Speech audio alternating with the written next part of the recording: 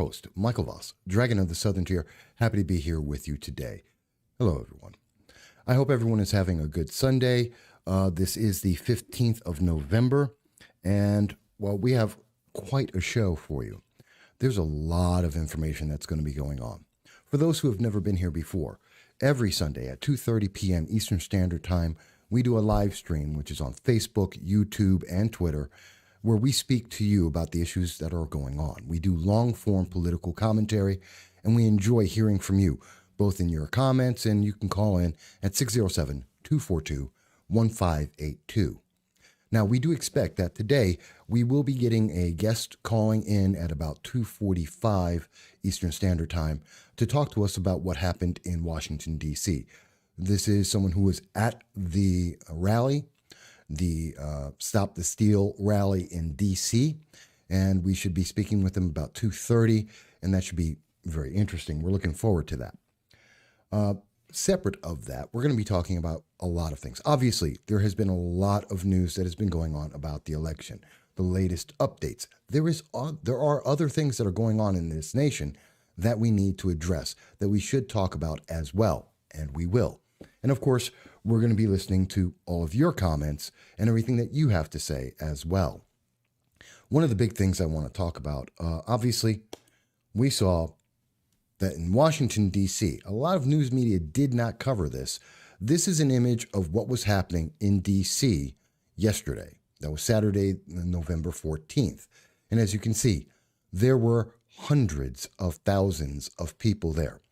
The reporting goes anywhere from, you've heard individuals who have said there were 1 million people there. There are some who have said there was 100,000. Most are saying there was about 250,000 to 300,000 people who were at this event. They came down to Washington, D.C., and their biggest concern was literally what's going on with our elections. Can we trust our elections? Are the elections in the United States still secure? Can we, the public, have trust in them? I think that's a huge statement. I think that's an incredibly important issue to discuss and to have to wonder about, because if the elections aren't fair, if they're not clear, if they're not honest, then does it really matter? Everything else goes to the wayside. And that's a serious question. And I want to address that today. And I want to hear from all of you. What do you think about that? I mean, where do you come in on that? And it seems that already, by the mere mention of the election, and by the mere mention of Washington, D.C., we are having, it looks like it may be Facebook, it may be Twitter, that are already blocking us and inhibiting us. So much for free speech. In the era of, well, the internet overlords of Twitter, Google, Facebook, social media, there are only certain things that are allowed to be said. We have seen this before the election. We saw this during the election. We are seeing this now. It's called shadow banning, and it's a restriction on freedom. And I hear lots of people all the time to speak and say, well, Mike, if you are so into private business, why are you upset about this?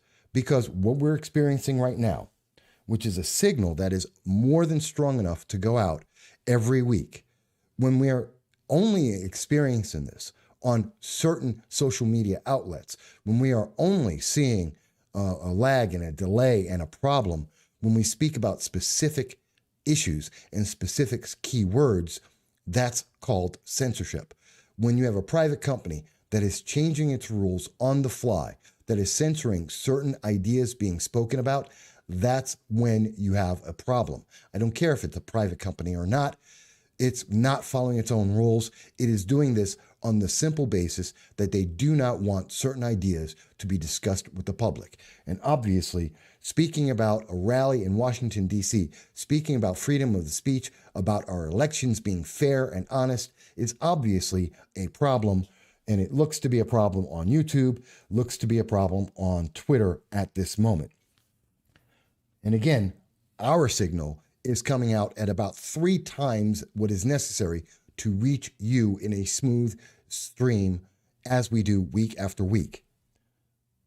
So, yeah, it looks like Facebook dropped us completely now. Well, you know what? We're not going to let that stop us. We're going to continue with the show. We're going to continue to put this out there. And if you can't see it on Facebook, go to YouTube under the No Soundbites Allowed. If you can't see it on Twitter, again, go to YouTube. We're out here, folks. We're going to get this done. So what's one of the other things we wanted to talk about that I think is very important? Well, we had spoken about earlier this week, you may have seen it. We had a video on what if the Harris-Biden administration turned their backs on blacks. That's a very important issue. See, no one's really talking about that. And I think it's an important thing to talk about, and which is why we brought it up. If we remember, just before the election, we had Ice Cube, we had 50 Cent, we had so many other individuals in entertainment who were black who said, hey, we need to talk about improving the lives of blacks in America. Okay, there's nothing wrong with that. Lots of special interest groups say that. But what we saw is that these same individuals, when they approached the Democratic Party, were turned away. We're told, we'll talk to you after the election. Vote for us first, and then we may have a conversation. Okay, it's after the election. Where's the conversation? We haven't heard a word. We have seen people continue to attack individuals like Ice Cube with his CWBA program, which is meant to uplift the economic opportunities of blacks in America, of minorities in America. And we have yet to hear a single word. No one's following up on that. If Biden is the president-elect, which we won't know until December 14th, where's the movement forward? How are we supposed to be unifying our nation when we won't even have a conversation with individuals who have already been trying to move this forward? I think that was very important. And so we went over that in some detail, going over what's happened, because this has gone completely to the wayside. No one in the media is speaking about it. No one wants to have a conversation about it. And that's troubling to me. That is insanely troubling, I think, to all of us. If we have elections that are under question and we don't know what's really honest, what's really fair, what's really true out there, then how in the world can we tell how we're going to help anyone when we won't even have those conversations, when the very same internet overlords won't let you have a conversation about these things? How does the nation improve? I can't see that it will. So that's a big issue. And I'm having a problem with my microphone. Sorry, folks. Trying to fix that as we go. But how about we also talk about Dr. Fauci? And I think this is something really important to speak about as well. Dr. Fauci has said that although America has an independent spirit, now is the time to do what you are told. That is terrifying to me. I mean, let's put these three things together. Let's put them together. So we have an event that happened in Washington, D.C. that we're not supposed to talk about on the internet or social media. And if we do, we have shadow bans going on where the various different internet overlords make it difficult for the public to even hear about it, let alone speak about it. We have individuals like the black community who are seeking to improve themselves that are being completely ignored and not spoken to. And we have Dr. Fauci saying, do what you're told. You know what? That environment is insane. That environment is not the American spirit. That environment is, if anything, one of the worst things I can imagine. That is pretty much the definition of a authoritarian government. And I'm sorry, folks, I'm trying to fix my,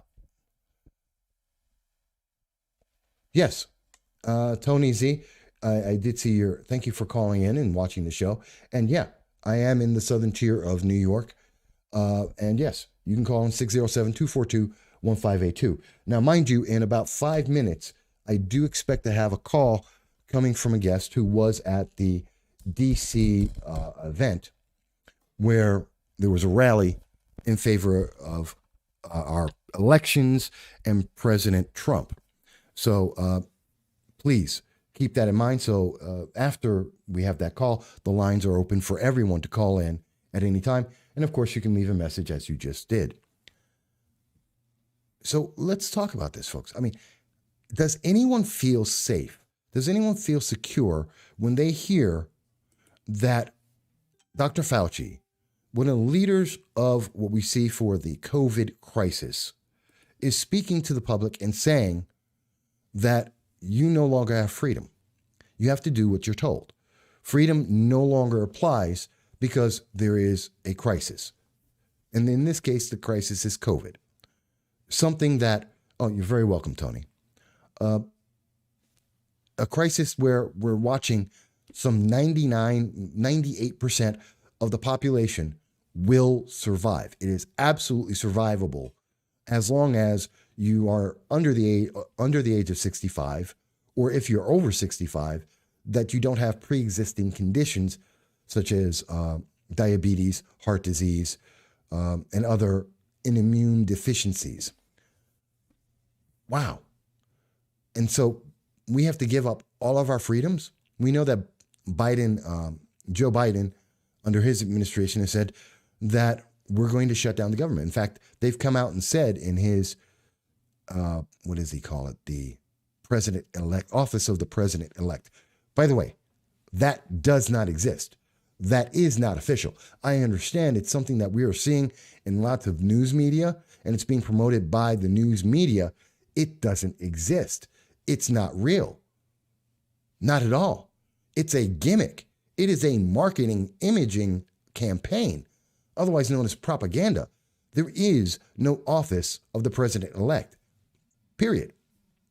And even though that Joe Biden is now going around to international leaders talking about his goals of his administration and making nice with them, basically apologizing for the existence of President Trump, which is a problem on its own, he's out there and he's already had his COVID czar, or presumptive COVID czar, saying that we're going to have mandatory shutdown, 6 weeks of a shutdown.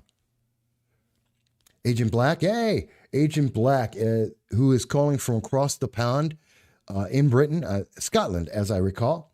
It's a PSYOP, which is short for psychological operation. It's a means of manipulating the public based on, well, feelings and emotions rather than any facts or validity. Agent Black, it's always good to see you, and I'm very happy to hear from you across the pond. I can't imagine what England is thinking and Britain is thinking about President Biden and the potential that he brings to disrupt the peace in the Middle East. Wales, I stand corrected. And all the disruptions that may be coming to the world because of this. Because Biden is not known for his strong international policy. I mean, I know Iran is very excited about him. Iran, which benefited by the tune of approximately $450 billion, something that then Secretary of State John Kerry stated would, in fact, help generate world terror. It was, in fact, under the Obama administration, with the help of Joe Biden and John Kerry, the United States funded global terror. That is a fact. Look it up if you don't believe me. Please look it up. He said it. We knew it was true. And no wonder Iran is looking forward to having Joe Biden back in office as a president when he helped them fund global terror. That's what we voted for, folks. That's what 75 million people voted for. They were voting for Orange Man bad, and they got funding of global terror. That is the reality. And we have to plan for that reality. We have to understand that this is what's going to happen, that there will be an increase in global terror based on what he has already done with the Middle East, what he has already done to fund global terror. That is a fact. It is inescapable. I don't know. It troubles me. And it troubles me a lot because when I think about Joe Biden and his statement that with the campaign, and I'm quoting, with the campaign over, it's time to put the anger and the harsh rhetoric behind us and come together as a nation. It's time for America to unite and heal. That's Joe Biden. He said that on November 7th. It's been a week. And in that week, what have we found? Well, we saw a lot of Americans who were concerned about our elections. And they gathered together. Hundreds of thousands of Americans gathered together. And they came out in one voice saying, our elections need to be clear. They need to be free. But what we saw at that same time is that there are people out there who don't want our elections to be free. Did you see that? Hang on. Hello, and thank you for calling in. This is No Soundbites Allowed. I'm your guest, Michael Voss, Dragon the Southern Tier. What's your first name? Hi, Michael. It's Julie Lewis. Hey, Julie. Okay. Well, I didn't want to say your name if you didn't want to mention it. That's okay. Okay. And Julie, I want to introduce you. The audience is listening. We are live at this moment. And Julie, you were calling you're calling us from the Southern Tier to talk about what happened yesterday in Washington, D.C. Yes. You were at the Stop the Steal. And the Million MAGA March. That's right. And can you tell us, so you traveled down. How long did it take to get to there? About 5 hours, I want to say, Okay. with one stop, one short 15-minute stop. So you guys rushed on down there. Let me ask you, how many people did you see there at the event? Well, it was hard to actually count because there were too many to count. Based on the aerial photographs and what I saw in the streets when we were marching to the Supreme Court, I would say not less than 100,000, and probably could have been as high as 400,000 people. It was incredible. I've never been to an event where there were that many people, and might I add, peaceful. It was amazing. See, that's an important thing, and I wanted to get to that because I was just mentioning, we saw that it's been reported in many, many news media outlets that there was a lot of violence. And this is coming from Antifa against the protesters like yourself, who were considered to be very peaceful. We know that someone had fireworks thrown at them because they were eating a meal. We know that an individual was attacked. We know someone was stabbed. What did you see? Well, during the daylight, we saw one group of either Antifa or Black Lives Matter observing us as we marched by. There were maybe 15 of them, very small amount of people. Mm-hmm. We didn't see any violence at all. It was, like I said, it was a very peaceful, a very patriotic event, a lot of prayer, and it was very powerful. And there were several speakers on two different stages. It started in Freedom Plaza, and they had some speakers there talking and praying, and they had the my pillow guy, the guy on TV. Oh yeah, was there. Mike, I forget his last name, but he was there, and there were several other conservative style speakers. And then when we walked to the Supreme Court, there were. If you go to the March for Trump, or TrumpMarch.com, actually, it's TrumpMarch.com, there's a list of the people that spoke. There were several current congressional leaders, and then there was Louis Gohmert was one of them from Texas, and several incoming congressional members spoke, and a couple other Concerned Women for America, the leader of that group, she spoke, and there were another, Dinesh D'Souza's daughter spoke. And there was another, it ended with Vernon Jones, an African-American legislator. I don't believe he's going to be, he didn't run this fall. He's going to be out of office, I think, in January. But he is a Democrat, and he was the most powerful speaker there, speaking on behalf of President Trump. And he spoke against Antifa. He spoke against Black Lives Matter. Matters as both terrorist groups that don't help the African-American community at all. We didn't see any violence at all during the day. It was very well attended. It was very peaceful. Everybody was pleasant and kind. everybody was, enjoying the camaraderie of supporting our president and the, the cause that we believe in and want to see, we want to see truth borne out through this whole election process. And so there's a lot of chanting like 4 more years and we love Trump and, things like that. There was singing. We were singing, Star Spangled Banner, America the Beautiful. It was just really, really nice. It was a patriotic day by hundreds of thousands of patriots that came across the country to come to this event. I mean, there were people there probably from, I'd venture to say every state. I don't know about Alaska or Hawaii, but I know that there were people from California, Arizona, all across the nation. And it was just amazing to be part of it. Julie, let me ask you, because I do see, and there were video, and I do have that on the screen right now, we see video where after the main event, we saw individuals in small groups, usually attacking individuals either by themselves or one or two, were being attacked by what appears to be Antifa or BLM, the far left, essentially. Yes. Surrounding them and attacking them. Did you see that?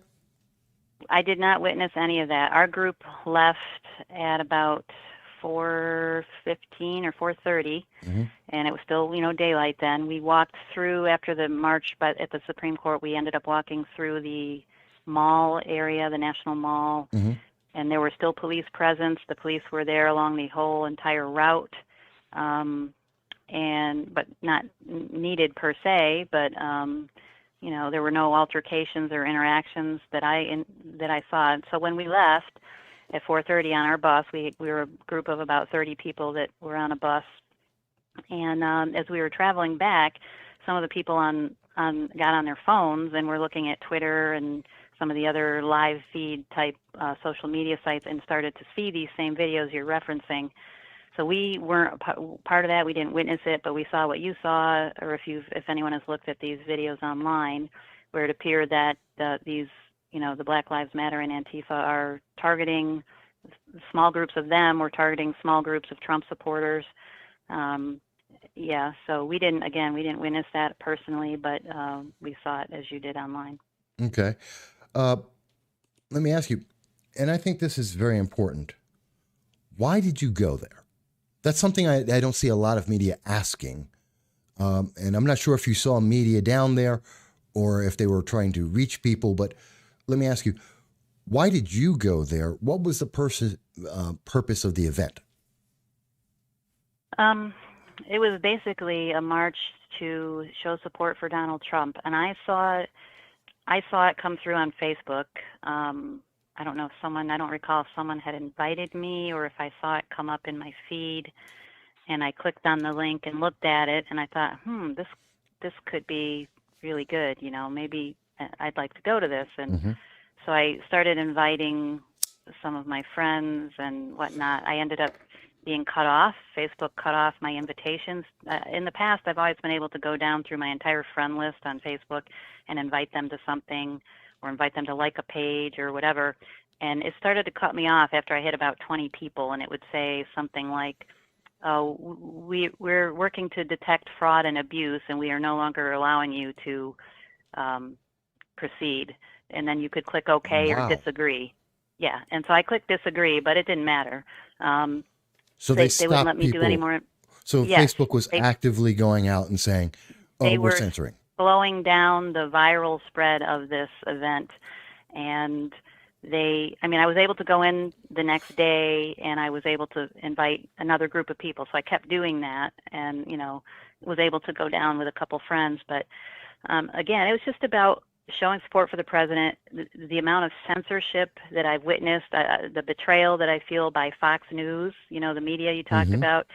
Fox News has always been a reliable conservative leaning agency that we could go to for the other side of the information that the mainstream media doesn't produce, and now they've turned on voters as of the election night, or Trump supporters I should say, but so it's just been the amount of censorship, and they even talked about that at the event. That was a contributing factor why I wanted to go. I've seen how this president has been mistreated since the moment before he even took office. We all know about the Russia collusion, the hoax, all the accusations, the impeachment, the continued strife. There's just no peace in his administration. How all the people in government that have been working to undermine his presidency, and yet he has done, despite his character flaws, his policies have been a conservative's dream, and I identify as a conservative, so I felt it was very important to support him, especially knowing how defeated he is. And it was also important to me to protest what I view as media lies and the narrative that is being pushed on people. You know, you got Joe Biden standing up there in front of the media, in front of a curtain that says "Office of the President-elect." Well, that's not a thing. Yeah, I did mention that No. before. Yeah, and so just the absolute lying and deception, the lying by omission. Not talking about the Hunter Biden, Joe Biden scandal that was exposed right before the election, and none of the mainstream media would even cover it. It just is so blatant and overt. I understand, government. There's been corruption in government since forever. It's the nature of mankind, but it's become so overt and undeniable. It's just been incredible. Now, let me ask a question, Sure. Julie. What do you expect when you went down there? What was your expectation to see happen? When you came back now, what's your expectation now? Well, when I went down, I wasn't sure how many people were going to be there.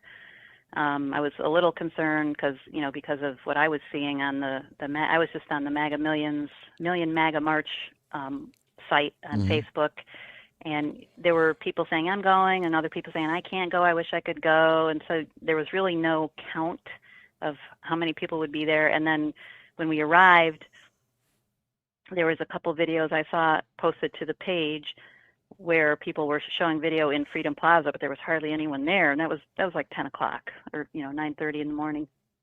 Okay. And I thought, and it was the official start time was like noon, and I thought, oh, that's not good. There's hardly anyone there, But I'm here anyway. I'm going to support. I'm going to do what I believe in, And right. And so then when we got closer, and as it got closer to noon, and we started to walk towards the Freedom Plaza.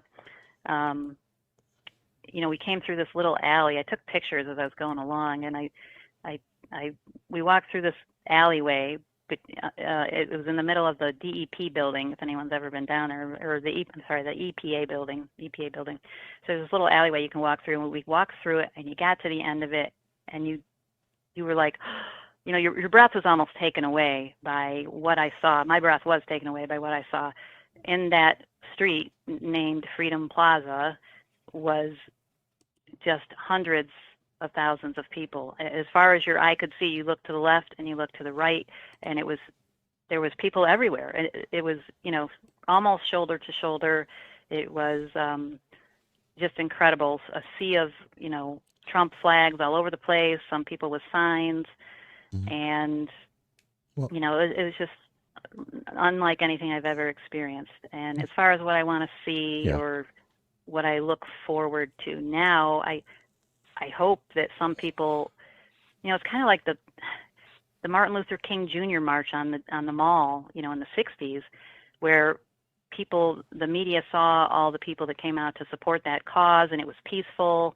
It was a peaceful protest. This is essentially what this was. It was a supportive event for Donald Trump, but it was also a protest against, dishonesty, really, in my mind, and a protest against the injustice that's being done in this country and potential voter fraud.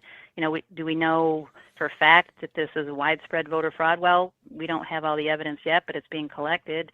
I mean, that remains to be seen, and the process needs to be allowed to play out. Okay. And so I hope that as a result of this event, people will pay attention, that the people that should be paying attention will be paying attention, that people will wake up and say, I shouldn't be afraid to speak the truth. I shouldn't be afraid to stand up for this, because I haven't posted anything on my Facebook page about a lot of this stuff, because almost the fear of being attacked by people who have polarizing views, a fear of, I have a Trump face mask that I wear sometimes, and I've worn it around here. Would I wear it in Washington, D.C. at nighttime? No way, Okay. So, I mean, there's the realization, my goal is that people would wake up and see the photos don't lie. I mean, you can see the hundreds of thousands of people there, and people need to wake up and see that this president has real support. There's something going on, and this many people believe that there's something going on. Yet, the narrative is we're being shoved a narrative that wants us to believe something else. Well, let me ask. I have two questions, and then I'll let you go because I want to make sure others can call in. I do thank you for taking the time to let us know firsthand what you experienced there. The first question I would ask, do you trust the elections, the way the election process has gone in 2020? Do you feel confident that we had a... No. Okay. Does it matter who wins? Not. Is that because of who won, or is it or who's presumed to have won? Well, it's because of the way there's just too many anomalies that have come up, and it was the way it was handled going into it. It was the push for the mail-in vote, and the likelihood of fraud because of that process, and not because it appears that Donald Trump hasn't won necessarily, but all of the things like shutting down the vote, the observation in Philadelphia, the same thing that happened in Detroit, and saying that we're not counting anymore, we're stopping for the night, sending the observers home, and then people open back up and start counting. What does that say? I mean, there's too many unanswered questions. And the other thing that I would add to that is that I never went to a Trump rally before this, but I saw them all in the news. And like Butler, Pennsylvania, there were 58,000 people there. I mean, that pales in comparison to the rally yesterday, but still, there were 58,000 people there. Joe Biden wasn't even campaigning. He stayed in his basement for months. The few rallies that he did do had a finite, infinitesimally small amount of people there. I mean, it was just so there was no enthusiasm for him. I mean, I know there's support for him. There's always going to be diehard Democrats who would vote for a Democrat over a Republican, but there was no public, enthusiasm like there is for Donald Trump. No, I understand the display of it. Right. Let me ask, because, and I want to be very careful about this. I know you, Julie. We've spoken before. We live in the same region, so we run into each other from time to time. Yep. There's a question I'm going to ask you. It's a stupid question. I already know the answer to the question, but in this media environment, in this world at this time in the United States, it's something that has to be asked, and I apologize for that. Was the rally at any point, or any individuals around you or yourself, that were there because of white supremacy? Absolutely not. Not that I saw. I mean, I guess there was a group of people, I guess they're called the Proud Boys. Yeah. I don't know anything about them. I heard they're associated with white supremacy, and they did, from video that I saw, they were there, small in number, but that was not the majority of people there. That probably represented less than 0.5% or 0.01% of the people there. So I would argue against that. There were Chinese people there marching with us. There were Latino people there. There were Black people there. And it was amazing to see that. And, men and women both supporting Donald Trump. So I was hate this to rally put you, about... Yeah, go ahead. I'm sorry. I just hate to put that on you, but in this environment, without asking that question, someone is sure to watch the video and say, well, no, you're just a white supremacist, or it was just a white supremacist event. And I don't mind you asking the question. Yeah. No, I don't mind at all. I'm not insulted because it doesn't apply to me. See, I'm insulted because that we have to ask it. But, right. But, and I already, in knowing about you, that's not the case. But, it's, again, that world we're in right now that something is still... Well, yeah, and I would add Vernon Jones, the Democrat from Georgia. That's the first thing that came out of his mouth. He said, Donald Trump is my friend. He is not a racist. He is not xenophobic. He's not homophobic. You got to listen to that guy. I mean, he was amazing. He was a fantastic orator, and he spoke the truth, and he talked about the persecution of this president over the last 4 years. And, he ought to know better. He's a Black man. He goes, the only difference between me and Donald Trump, because he goes, we have different colored eyes. It was amazing. It was a great line. Yeah, it is. Julie, I want to thank you for calling in and giving us a firsthand, real answer to what happened out there. And yeah, anytime. Because we don't hear that enough in the news media, and really not many people were asked. So I wanted to give the audience a chance to know that. Julie, No, I appreciate the opportunity. Absolutely. Keep listening to the show. We're going to be back. We'll get some other people on. There's a lot of comments that I want to address. But again, I thank you for taking the time to call in, to share your thoughts, your views, and the reality of what happened there. You're welcome. Have a great day. You too. Bye-bye. Bye-bye. All right, folks. So that was a firsthand experience of someone who was at the D.C. Rally, the Stop the Steal rally, the 1 million MAGA event in Washington, D.C. yesterday. And you got to hear it yourself. These were her words, her experience from being down there. I'm going to take a moment to backtrack now. There's a couple of comments, and I want to address them. I know that many have come through. And again, I do thank her. And as you can see, anyone can call into the show at 607-242-1582. There's one individual I want to address. We have a troll that is watching the show. His name is Lawrence Richard. You may see some comments from him from time to time. He is a troll. His purpose is to try and attack me personally. He has a personal issue with me. That's fine. I don't care. People have issues from time to time. But he's also trying to use that as a means to attack the audience. I disagree with that. He wants to say that no one's watching this. People are watching this. Whether or not we see Facebook allow it to go through, whether or not it's allowed to go through on Twitter, that's another question. But people are watching as best they can. And this is an issue that many people do find to be important, and we're going to cover it. Richard, for some reason, Lawrence wants to have a debate with me. Lawrence, you're not going to have a debate with me. I don't like you. I don't have any reason to speak to you. Now, if you want to call in and you have something relevant to say about this issue, call in. Anyone can call in, or you can type as you are. But other than that,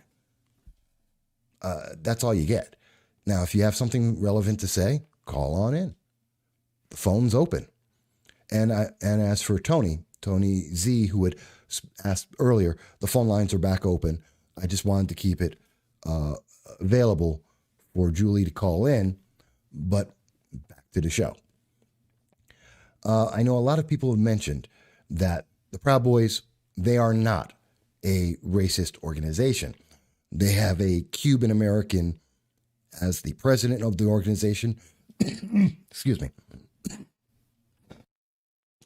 Many of their various chapters are, I believe half the organization is Black or identifies as Black Hispanic.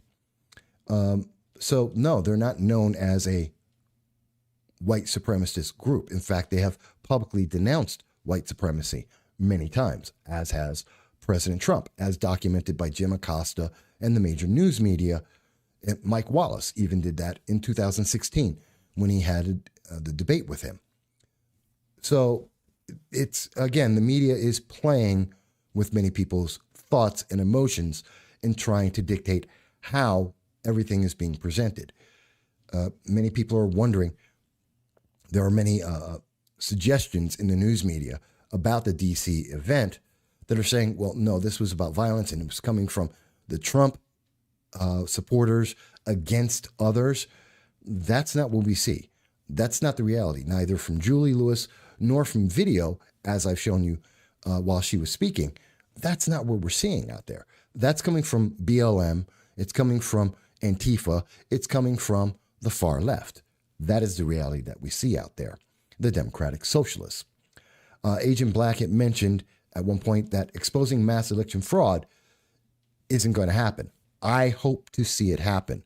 I think there are more than 70 million. It's not just left versus right. I think most Americans want to be confident in the elections, no matter who wins, to be able to say that this is the result of America, not just the manipulation of the internet and the news media. I think that's a very important thing. And I think a lot of people are worried about it. Yes, there are problems with the Dominion voting software, which I've gone over earlier this week. That is a big question. We need to see an audit of all 28 states that used that SIFT system to see if there is an inherent error with it. We need to find out. We need to do hand counts, and not only in Pennsylvania, in Georgia. Again, not to say, oh, well, Biden isn't the president. Maybe he is. Maybe he will be. Maybe he won't. But to find out what in fact happened. Did the public in fact do that? We saw a lot of election law that was changed at the last hour. That is illegal. That is that's an overreach of power. They're not able to just change things at the last moment just to affect an outcome. That's a problem. These are things we see in authoritarian governments. This is stuff we see in North Korea, in Venezuela, in Cuba, in some of the worst autocratic governments in the world. So these are concerns, and we need to answer these things so that we have a clear answer. Some people have asked, why did I ask if this had anything to do with white supremacy? Because there are people out there on the left, in Antifa, in BLM, in the Democratic Socialists, that will say it was purely a white event. It was purely white supremacy on display, because that's their mentality. And we need to debunk that. We need to eliminate that. We need to correct that. We need to stop that misunderstanding, that misconception, that media propaganda before it gets to take full hold, and to correct it where it has taken hold.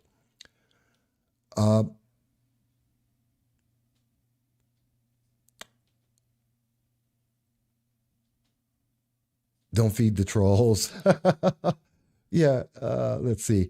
We had some interesting people. There's a lot of comments here. Vic is saying, get a mic.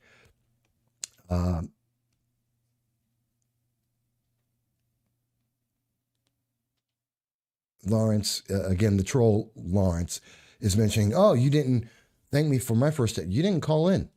Call in, I'll thank you. But you didn't mention that you were at Rochester. By the way, Lawrence, the troll, did you get arrested? Were you arrested at the riots that happened in Rochester that we've seen happen similarly in many parts of the country? Anyway, going on. A lot of people were responding to the troll, which you can. I really don't care about him. Vic mentions, if you died before November 3rd, please don't show up to inauguration. Oh, well, we have a call coming in. Thank you for calling the program. This is No Soundbites Allowed with your host, Michael Voss. Who is speaking? Hi, Michael. Yes. Hi, how you doing? This is Tom. I just wanted to call in to say a couple things about the Proud Boys. Sure. I just wanted to clarify a lot of things because there's a lot of misconceptions out there. I agree. I've done a lot of research on the group, and I'm a subscriber to Censored.tv, which is Gavin McInnes's platform. Okay. Where he publishes shows and whatnot, talk shows. And the main principle behind the group, they have one principle, and that is the West is the best. That's it. It's merely an opinion. I mean, it's an opinion that I happen to share, but it's just an opinion. The West is the best, and they're proud Western chauvinists. They're just proud of their country. That's it. They started when these speakers on college campuses were going to speak and were being attacked by Antifa, and they served as security. They were for hire security to keep these people safe. Yeah. And that's it. And like you said, the leader Enrique Tarrio is an Afro-Cuban. Yes. And they even have homosexual Proud Boys. They allow homosexual Proud Boys in the group, and you know, they just agree that the West is the best, and that's it. No, that I in general, that organization is a pretty solid organization that has very strict values, and as far as I am aware, and all the reporting that I've seen on it, anytime that they have seen a cell or a group of one of the chapters of their organization that have become or were white supremacist in nature, those individuals in those chapters were removed and were disavowed Right. and denounced. So Absolutely. they've been very active in that. But I my thought about it is, in looking at what happened in Washington, D.C., they didn't go down there as, it wasn't their event. It wasn't about white supremacy. It wasn't about them attacking Antifa. Antifa went down there to attack the public, but they weren't there to attack Antifa. They were their supporters, as I understand. Is that your understanding? Right. You're right about that. And the fact remains that the Proud Boys have never shown up to a leftist event. The Antifa and BLM always arrive at their events. They don't go looking for Antifa. And that's really interesting, because you know what I notice, and let me know what you think.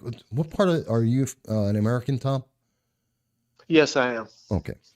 What part of the nation are you from? You can mention the state if you wish. You don't have to. I'm from the East Coast, Northeast. Okay, that's fine. And I'm not trying to put you on the spot. I'm just trying to understand. Different regions have different ways of looking at things. I want to have a understanding for myself and the audience. So let me ask you, when you're looking at what's happened, are you confident in the election, in the results that we received, regardless of who won? I am not confident in this year's election season. I'm not confident that it was totally above board. I mean, I cannot imagine the left excusing the fact that Joe Biden had a blue wave at 4:30 in the morning. I mean, give me a break. The day after Election Day, he has a blue wave 4:30 in the morning. I mean, give me a break. No, a lot of people, and I think it's been national news, although it's been suppressed somewhat, as is this program from time to time, as we're talking about these issues. We've seen that most of the nation had a concern. Let me ask you, I don't know how old you are. I'm 52. Have you in your lifetime ever heard of an election, in particular a presidential election, that suddenly stopped counting in the middle of the count? Has that ever? No. Okay. No, and going into this election, I have my suspicions because, the week leading up to the election, leaders on the left were saying we will not have a decision on Election Day. This is the first time in history where we didn't expect a result on Election Day. Well, to an extent, I have to say, call it playing devil's advocate if you wish, but given the number of mail-in votes, which we had never seen such a large number before. Right. That was a big part of it. Yeah. That has a big part of it. So, I mean, in that respect, yeah, I can see that we would say we wouldn't have an answer, but we'd have a pretty good indication once the count was done. The fact they stopped the count, I think, is how can you trust and believe any result once you go, well, that seems like manipulation. I mean, right. It inherently makes you say, I have a doubt. I mean, that's how I felt about it, but maybe, is that something similar for yourself? Oh, yeah, absolutely. My sentiments exactly. Okay. And I just wanted to comment real quick before I hang up. I wanted to let everyone know about a woman named Bevelyn Beatty. Now, they might remember this woman from when they painted Black Lives Matter in New York City outside of the Trump Tower. The black woman. Yes, the black woman, Bevelyn Beatty. Yes. She put black paint on the Black Lives Matter. Last weekend, she and other Proud Boys were brutally stabbed by Black Lives Matter I heard supporters. Now, every single news media outlet is saying that these people are not associated with Black Lives Matter. But if you listen to the testimony that Enrique Tarrio gave, and he was also stabbed during that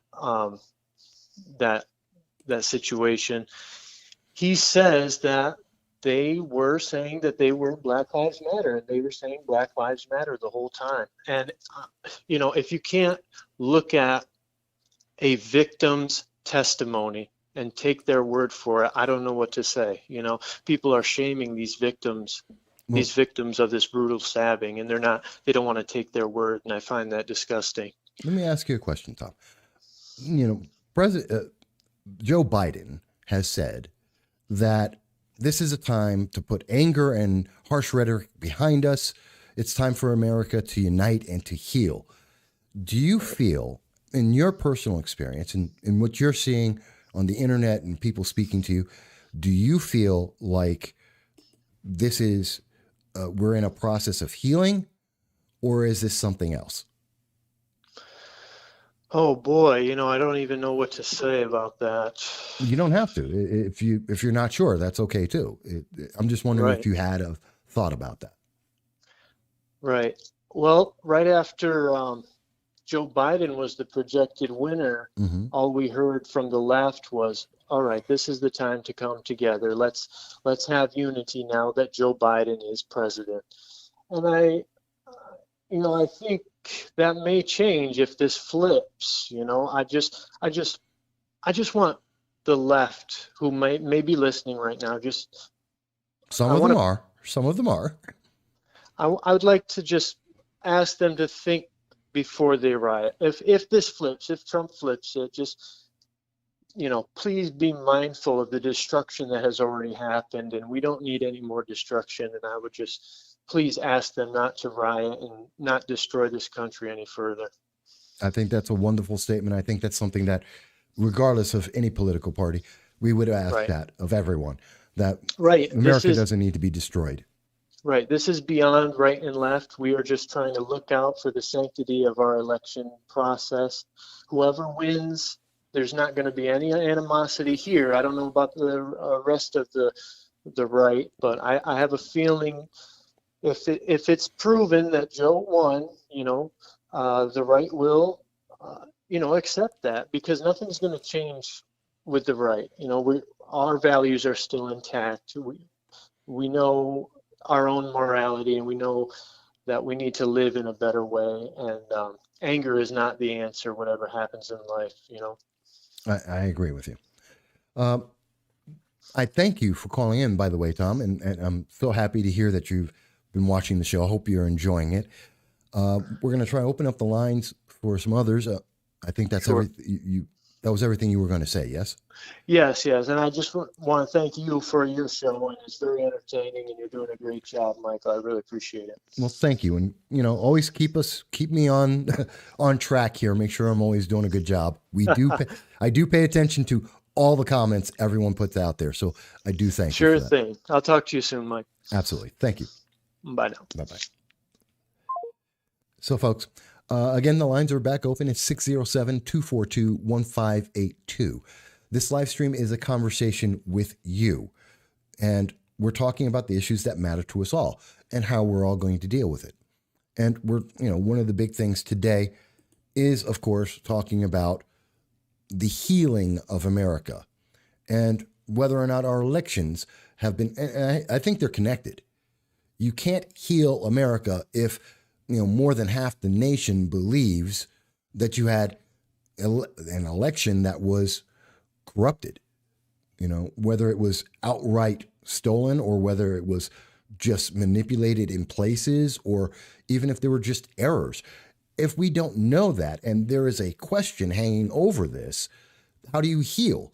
You can't heal when the wound is still open and it's not being addressed. It's not being taken care of. I mean, that's a big thing. I would think that the Democrats, in the confidence they have that they have won, they've been very clear in news media. President Joe Biden is the president-elect. He's created an office of the president-elect, which never existed before. He's going out and talking to other nations. If they are that confident, why wouldn't they want to have an investigation to clarify all the questions about this election. Why wouldn't you want to give confidence to all the American people that this was the result, so that we can all unify and say, whether it was the choice we wanted or not, that is the result, and let's make the best of it. Let's make this the best presidency we could possibly have. Well, and regardless of the fact that I don't think Joe Biden could do that, regardless of the fact that I think due to the 25th Amendment that Nancy Pelosi has been gearing up on, that he's going to be gone in 3 months, and we're actually looking at a Kamala Harris administration, let's make the best of it that we can. Isn't that what America's supposed to be about? Isn't that why millions of people legally try to get into this nation every year, and millions more try and get in illegally each year? I think that's important. How do you heal without resolving the wounds and taking people apart? And I do see Jay Putano, I thank you. I see what you're saying here. And I do agree that radicalism is one of the worst things that we could see in America, and mostly represented by the Democratic Socialists of America, Antifa, the fringe far left. And by the way, folks, I know a lot of people don't realize this, and I've said this before, I'll say it again. They are an absolute minority in America. The far left makes up something like between 10 and 20% of the Democratic Party. And the Democratic Party makes up somewhere around 27, 25% of the American public. That's a minority of a minority. We're talking about very small numbers of people, but they have very big voices, and they are very well represented in the news media overall, which is why we don't see a lot of people talking about what happened at the rally. That's why we don't see a lot of news talking about not only the rally and how many people were there and why were they there, which I think is incredibly important, but also we don't hear anything about the issues that were apparent before the election, like what's going on with the Black community. This is something that Democrats said they were going to deal with after the election. It's after the election. What are you going to do? And what about Dr. Fauci, where we see that they're saying we're going to shut down the United States for 6 weeks. 6 weeks. And we are being told by Dr. Fauci and other elements of the Biden administration that we just have to deal with it and just shut down and do what you're told. Forget about your freedom. Forget about your independence. You do what you're told. That's authoritarian. That's insane. And that is troubling to me because it doesn't end in a good way, ever. And that isn't about healing. Doing what you're told is not about healing. That's about submission. That is a lack of freedom. And that is a problem. Saying, oh, give me your vote and then we may consider your issues is not the system and not the process. And it's not just from the right. When I spoke about this, and please do check out this video. It was, I did this on, what day? November 12th, 3 days ago. This is BLM. This is the Black Lives Matter organization reaching out to the Biden-Harris administration saying, hey, we voted for you. What are you going to do? Speak to us. Let's have a conversation. Now, whether or not I agree with their goals, there's nothing wrong with saying Joe Biden could not have won without the 80% of blacks that he got. Yeah, he should have that conversation, which he promised Ice Cube that they would have. Well, where is it? And why is the media not saying, what are you going to do? That is the job of the news media. That's what I'm doing. What about that? Let me go back to some of the comments. And I'm picking up, and I know I will be coming back to many of your comments. I will be paying attention to everyone. If I don't immediately answer it, I apologize. And by the way, Agent Black, is this something similar you're seeing in Britain, are there concerns that America is divided and that this could infect international politics going forward, not just with Iran, but with all international politics, that America seems to be so divided and is not healing? So, Awesome Mermaid mentions, oh, what does the dragon on the logo represent? I love that question. To answer that real quickly, I am known as the dragon of the Southern Tier. I breathe fire on the Republican Party, Libertarians, Conservatives, Democrats. And at the moment, yes, I've been speaking a lot about Democrats because of the election, but I also take on Republicans and Conservatives and anyone who isn't living up to the Constitution, anyone who is using propaganda to confuse the public. I've taken on many Republicans in the past, and I will again in the future if they are doing that. So that's where that is. And the fire is burning up the sound bites because we have too many, especially in our youth, are looking at the news media and all reporting as a headline. I mean, that's what Twitter is. It's just headlines. There's not enough content. There's not enough context. People talk about, you look at your average news program, a really, really big, massive issue like the Dominion voting software is covered in between 30 seconds and a minute and a half. I have literally taped events that I've broadcast live where I've seen the news media cover it in 15 seconds on something that I covered with a live stream in 4 hours. You can't get context. You can't understand anything in that time frame. I don't care how smart you are. Einstein can't discuss these issues that are going on in America right now in 30 seconds. He was brilliant. Can't be done. Neither can anyone else. So that's what that logo is about. It's about taking on and setting on fire this concept that we don't need context. We don't need to understand anything. We just need to feel it, and we need to ask no questions. I disagree with that completely. So that's what that's about. Thank you for asking. Oscar Wong says it's funny how even China's leader Mao congratulated Biden on so-called winning and being the president of the USA. That shows Biden and China have ties. I think that's, I think his name is actually Jinping. I apologize for mispronouncing his name. He's not Mao. Mao was the one who created, like with Stalin, Mao brought communism into China and killed roughly somewhere around 60 to 100 million Chinese nationals to create the communist China we know now. I had some great conversations with Lily. Oh, what's Lily's full name?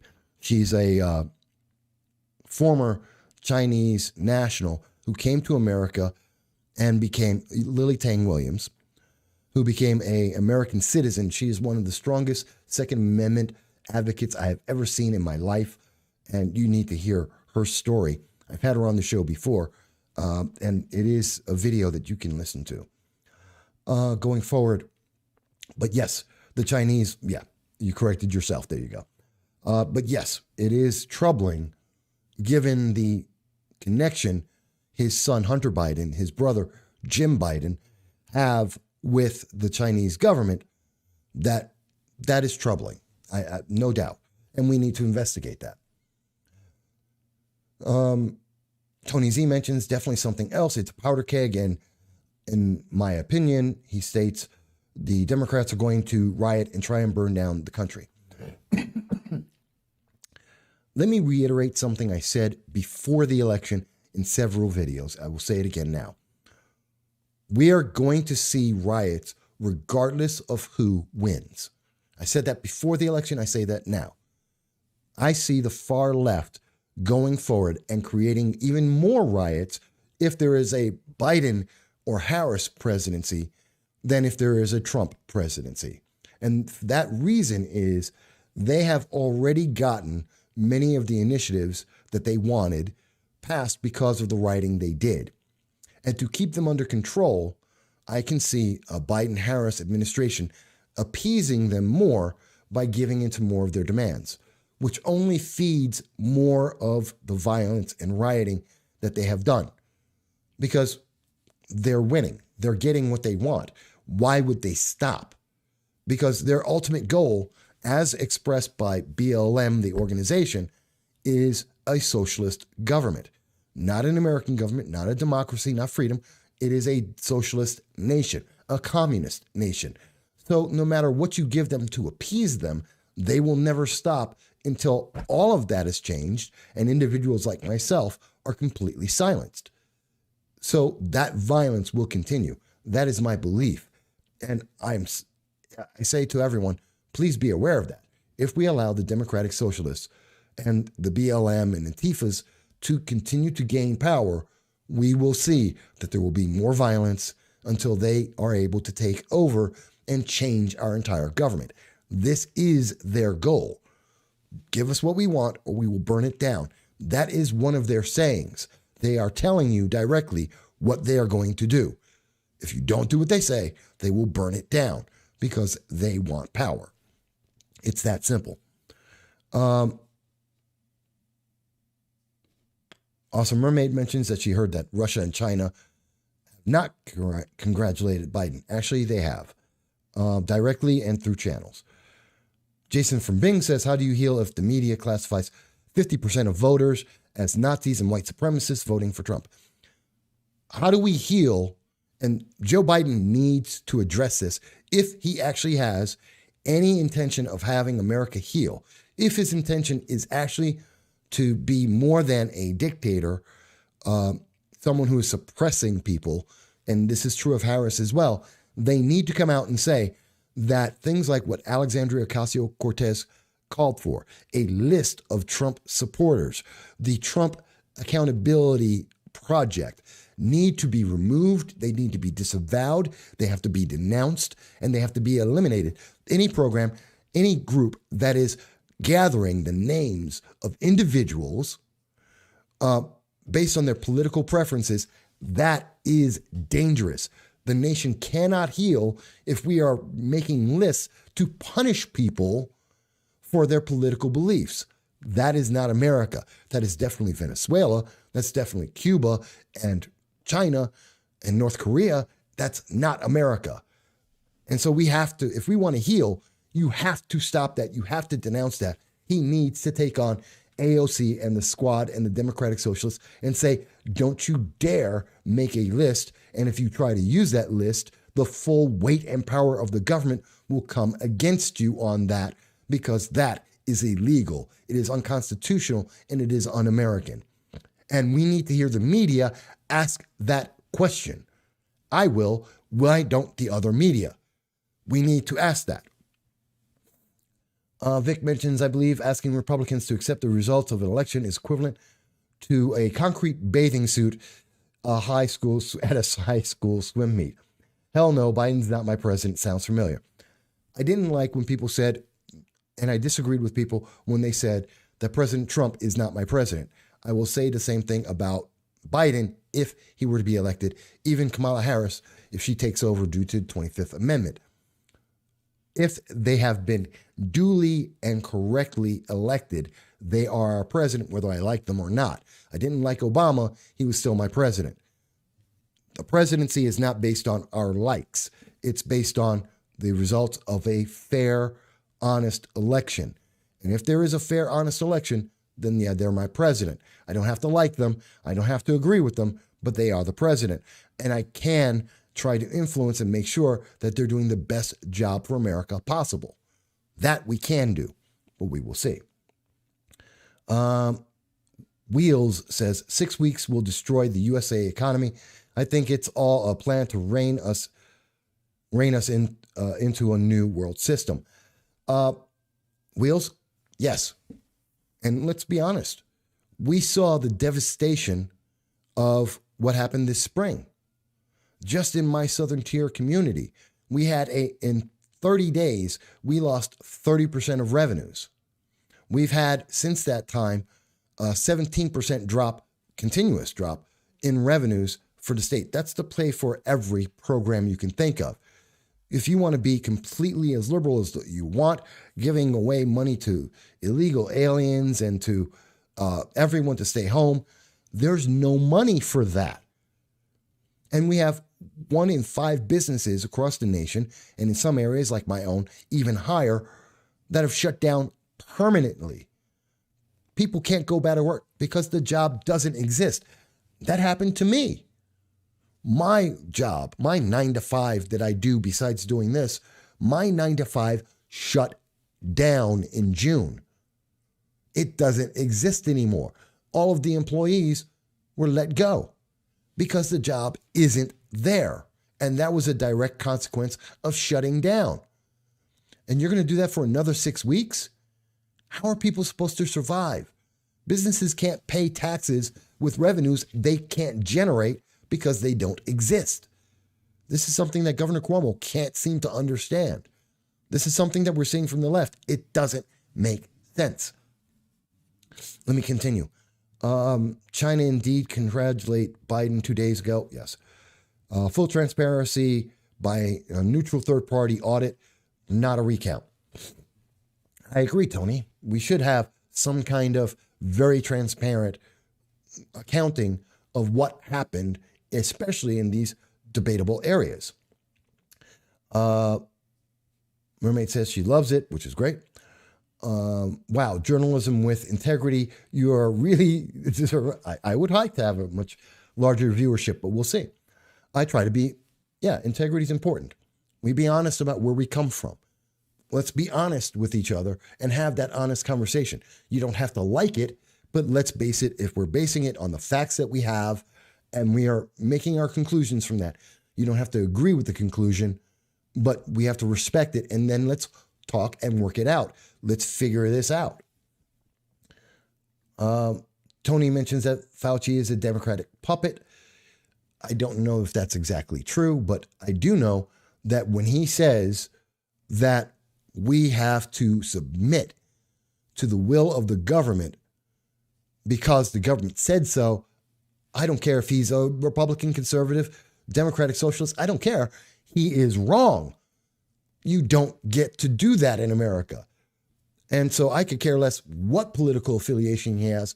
I am concerned that government is getting so big, it feels that it can tell us that we must do whatever it says, which I think is a direct result of the Obamacare, where the government took the stance for the first time ever that you are mandated to do things because the government said so. That is a problem, and this is just a continuation of those dominoes falling. Oscar mentions, Xi Jinping, that I got his name right. I thought it was.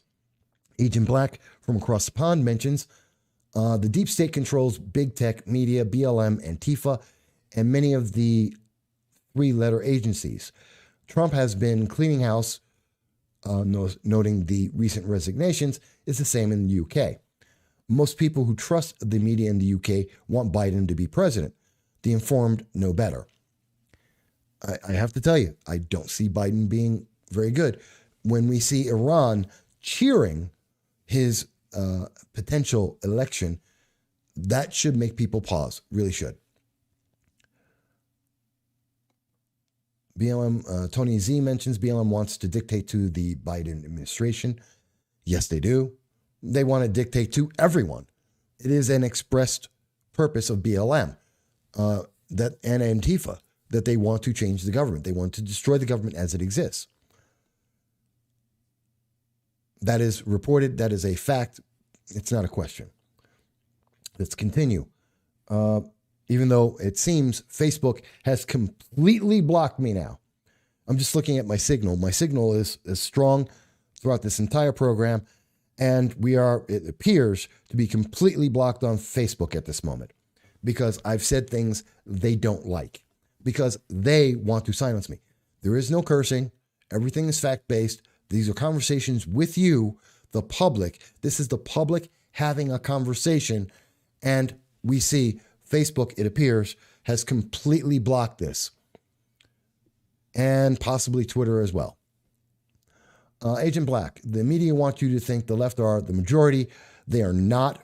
Patriots are silent majority.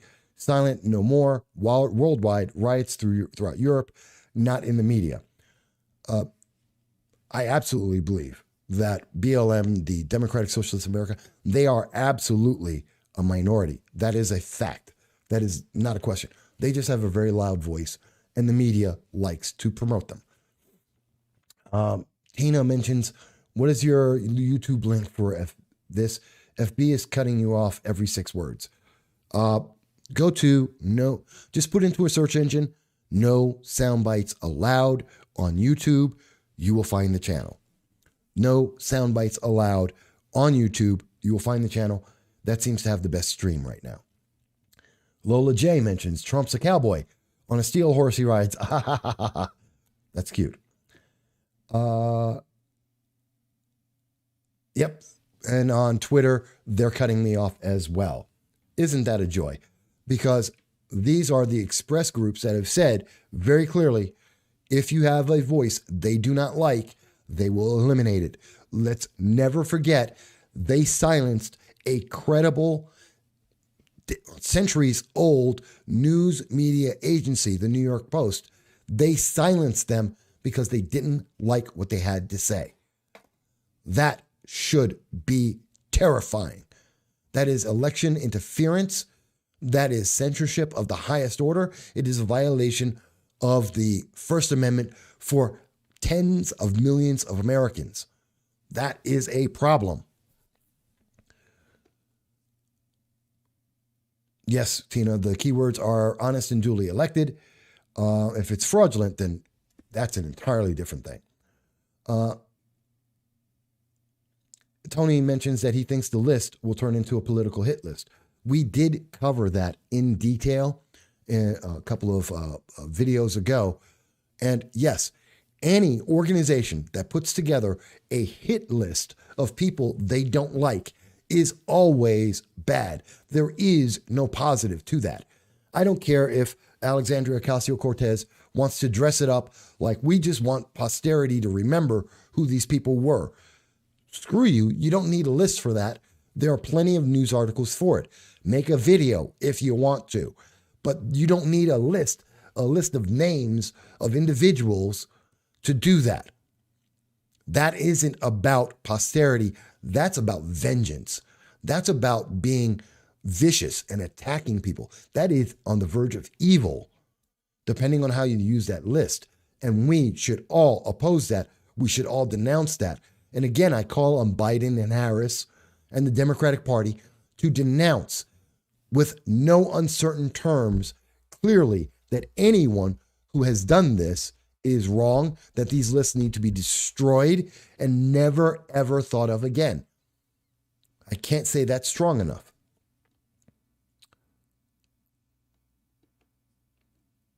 Let's see what else. Tony mentions, yep, he lost his job. COVID-19. Maine's. That's right. Maine's in my region, 400 jobs gone. And we're going to go through another 6 weeks of this with a mandatory mask program. It's basically the government saying, we're going to control every aspect of your life. And by the way, and I am working on this right now, we know for a fact that just between February and March, the beginning of this year, the crisis, the COVID crisis, and starting to shut down all the businesses and lock people in their homes, increased domestic abuse in at least New York State by 30% alone. Imagine what was the full impact of that. We don't have those numbers yet, but we do know that it is estimated to be exponential growth in domestic abuse, in suicide, in drug abuse. That's why on the very first page, the first thing I come to is the suicide hotline and the domestic abuse hotline, because that has grown almost exponentially. And that is a problem. And that is a direct consequence of locking people in their homes under solitary confinement. When we have organizations like, even at the county level, my county, Broome County, County Executive Jason Garnar put forth a unofficial statement with the full power of government saying people were to be locked in their homes every other day. That is not beneficial. That hurts the public. Mavis mentions this is still available on Facebook. Well, that's good.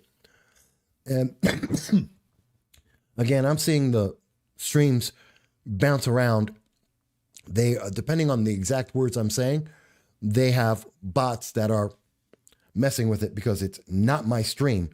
My stream is at the moment about 3 times what I need to reach out to everyone. I could while away the hours conferring with the, oh, okay, she's doing more songs. Thank you, Lola, by the way. I like songs.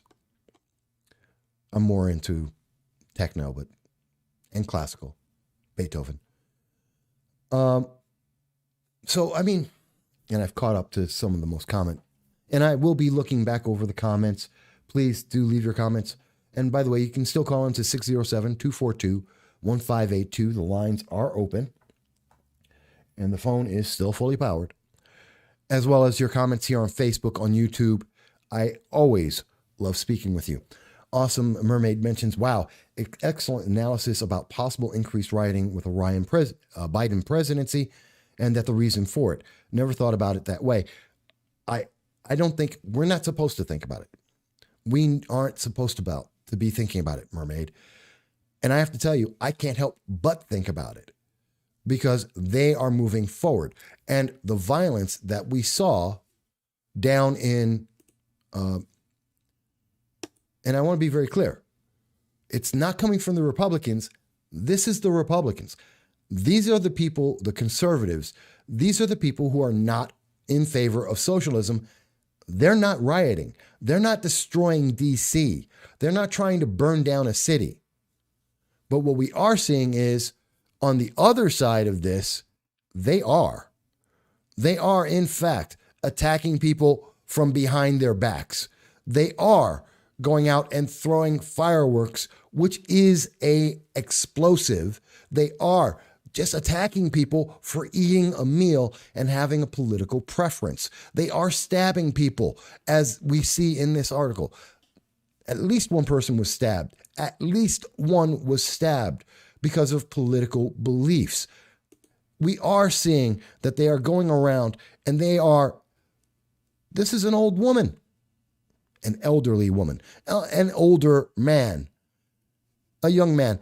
And there are how many people? 12 who are coming after them because they're isolated, because they're alone, because they are trying to intimidate them. They are using fear to do so. You know, I've said this before. Let me say it again as clearly as I possibly can. I denounce and I am opposed to any and all organizations that use fear, intimidation, and the threat or actual use of violence to cause other people to submit to against their will. It is very clear. I don't care if it's on the right or the left. It is absolutely clear. Any organization that does this needs to be denounced, that needs to be eliminated in America. This is a problem. And when we see groups attacking individuals because of their political beliefs, that is wrong. I don't care what side you think you are in history. I tell you right now, if you are using fear, intimidation, violence, and the threat of violence, you are wrong. You are on the wrong side of history. You are on the wrong side of humanity, and this is a problem. I don't care what goal you tell me you're trying to support. You aren't. You're just a dictator. You're an authoritarian. You are violent and vulgar. It is as clear as I can make that. You know, it's just so upsetting. It really is, folks. It's very upsetting that we even have to have this conversation in America. I understand if we were in Zimbabwe. I understand if we were in Venezuela, North Korea. I understand if we were in some kind of nation like that, but I don't understand it in America. I really don't. John Taylor mentions, and hello, John. The advice is still to wash your hands. Oh, he wants to talk about COVID. Keep 2 meters apart, meet outdoors or in well-ventilated rooms. Doesn't sound like a plague worthy of locking people up over. 98% survivability isn't a plague that needs to shut down the nation for 6 weeks. By the way, let's think about this for a second. Since we're talking about COVID-19, since we're talking about Dr. Fauci and what he has said, that we need to just do what we're told. We need to do what we're told. Let me think about this. So everyone has been wearing masks. We shut down the nation and isolated and self-contained, or in other words, put people into solitary confinement from March until June, essentially. We limited the places that people go to. We shut down every kind of business you could name. And we slowly, very, very, very slowly, especially in New York State, opened up certain businesses. We've only seen gyms open for what, 3 weeks now? There are still businesses that are completely shut down, like movie theaters are shut right now. So let's think about this for a second.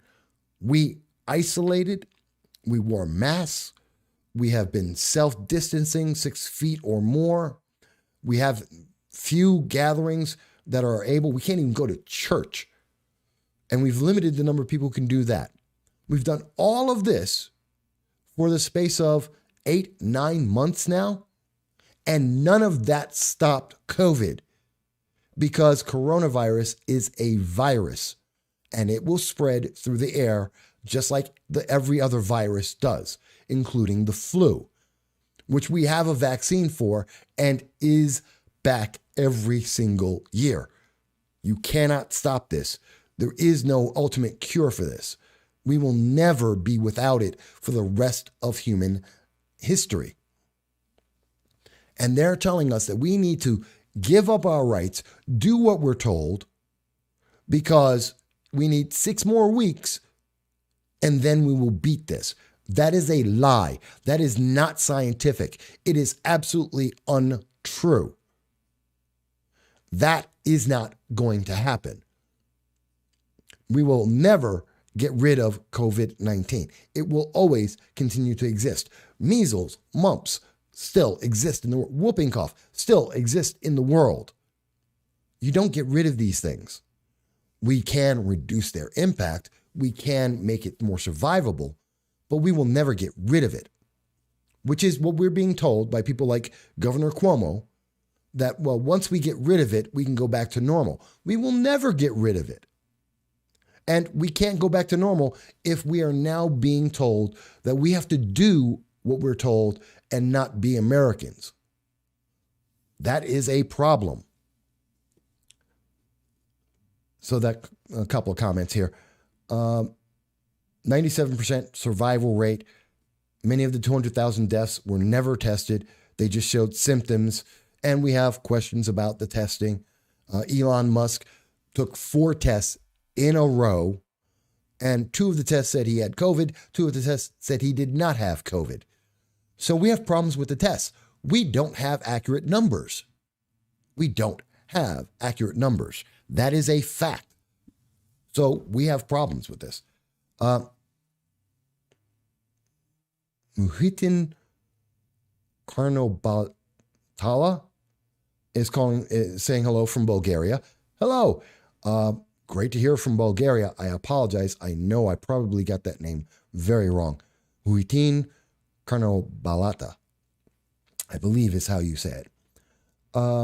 Tony Z, don't forget Thanksgiving. Yes, King Cuomo, Thanksgiving. You can't have more than 10. By the way, at any given time between now and January, I will or will not, I may or may not have anywhere between 10 to 100 people in my home and in my studio doing this program.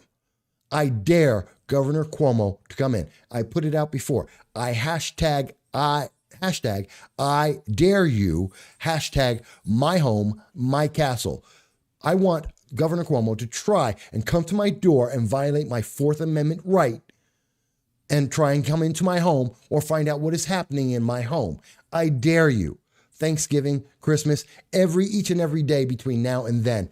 On any given day, I may have 10 to 100 people in this household. Come here, I dare you. There's something called the 4th Amendment. Do we not notice there's so many issues that are going on right now? We have a violation of our Fourth Amendment rights. We have a violation of our First Amendment rights. We are being told that we are not free to pursue happiness. What is going on? These are problems. And when we see that we have individuals like Governor Cuomo and Governor Newsom and Governor Whitmer, and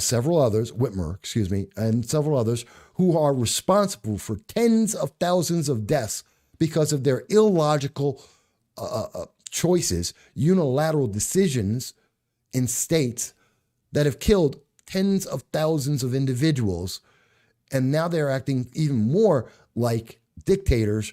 I'm sorry, we have a problem here. Something is going wrong.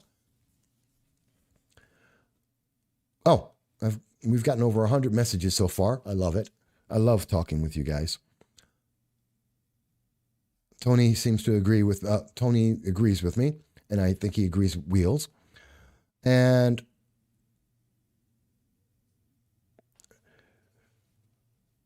Muhitin mentions there is no American people. It's only different nations gathered together. Minimum wage in Bulgaria is 610 leva, which is 305 euro, which makes it somewhere around, I don't know the euro exchange. I think that would make it $150 American.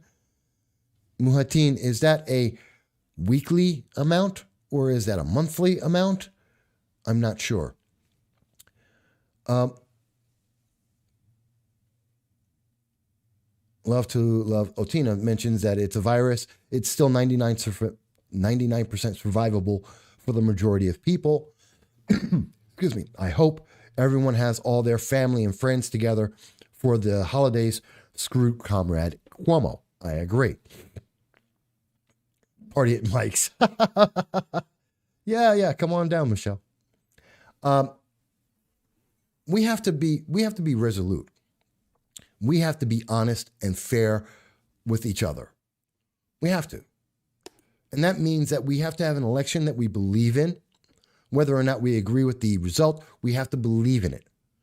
And we have to be confident that it was accurate, or at least as accurate as is humanly possible. Errors, it happen, but not when we see wild aberrations. And when we do see those wild aberrations, we need to go in and correct them so we all can be confident in our system. And we have to highlight when we see at the same time that our system is in question and we have individuals who are violating our system, like Governor Cuomo, like Governor Whitmer, like Governor Newsom, like what we're seeing with Dr. Fauci, where we're violating the Fourth Amendment, the First Amendment, we're violating the happiness clause. We have to stand up and say, that's insane. And we have to say, we need to stop that. Muhitin mentions it's the monthly amount. Okay, so let me do the math on that real quick for you folks. So Wheels mentions he's in Alabama.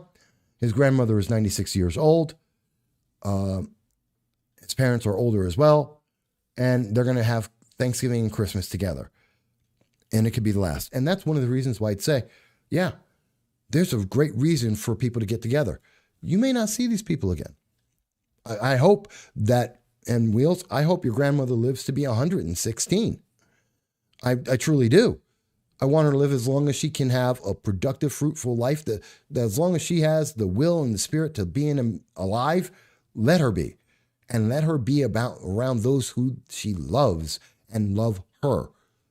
And there's no reason why we should be isolating ourselves for 6 weeks for something that the first one did not work.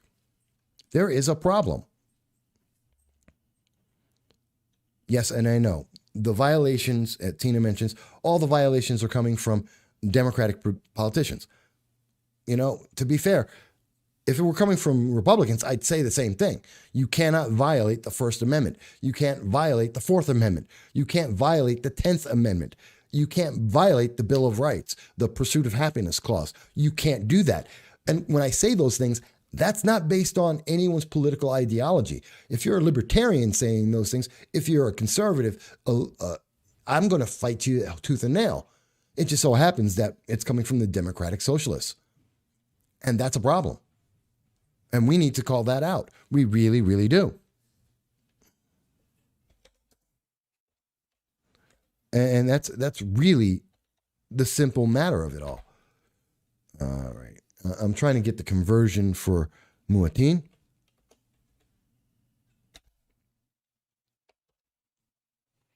Okay. I stand corrected. So it's about $361 as a monthly minimum income. No one in America makes that. The poor in America make more than that. I'm sorry to hear that. But I do understand America has one of the highest standards of living, quality of living in the world. Just in case someone thinks I messed up the math. If 610 leva or 305 euro, that works out to $361 in the United States. That's a monthly income in Bulgaria. The quality of life in America is that high that our poor make on average about 2 to 3 times that. That's what poverty is in America. And Bulgaria is the poorest country in the European Union. I thought there was one that was worse. It could be Bulgaria now. And we need to lift you up. But you know what? I think in lifting up America and bringing us back to a stronger economy, that helps the world economy grow and become better. That's why when the United States shut down, the world shut down. If our economy is down, everyone's economy is down. We lift all boats. And that's a good thing for everyone. Let's lift the quality of life for everyone if we can. But you don't do that by taking away from us to give to you, because that's not improving your life. Your life only is as good as someone else decides it can be. And that's the problem with socialism, which I have seen firsthand. I have lived in Moscow, and I have watched under the communists, I have watched stores be empty for 28 days. Workers are in there every day. There is nothing on the shelves. And then they get their monthly shipment. There is a line that is 2 hours long for people strolling in, grabbing everything they can. The store is empty again in a day, and then they go another 28 days before they get another shipment. Meanwhile, workers are showing up every day to do nothing but sit in the store. That is a fact. That is a reality. That was the Soviet Union in the 1990s when I was there. And you can ask people from Russia, from the Soviet Union, in the years prior to that it was even worse in many places, because that was in Moscow, the largest city in the Soviet Union, 8 million people. That was their capital, the best place to be. And it had stores empty 28 out of 30 days a month. Imagine how it was for smaller communities. Because socialism only lets you live as well as someone else decides you can. You have no choice. It's not about what you can do. It's about what someone will allow you to do. So, and these are the reasons why I have a problem with the Biden administration, or more importantly, a Kamala Harris administration. I do not trust that they believe that socialism will harm people, even though every single place in the world we have looked, every single place in the world that this has been tried, it has had the same exact effect every single time. But that's, just history and having a conversation. I see Jim mentions, and hello, Jim. Jim mentions COVID is awfully convenient only for certain people. It's very convenient when you want to strip people of their rights. And by the way, let's think about this. They come out with the vaccine for COVID. There are still going to be people affected by COVID-19, just like there's still people infected by the flu. So we're still going to be in a problem. Then next year or the year after, there will be a new thing, a new flu. It's the avian flu, it's a turtle flu, it's mad cow disease. I don't know. Something is going to happen. There's going to be another disease, plague going around the world. This one might be deadlier. It might be only as deadly as COVID. And then they're going to say, oh, by the way, those rights we never gave you back, we're going to restrict them even more. Because there's no one's talking about, well, we're going to give you back your Fourth Amendment rights.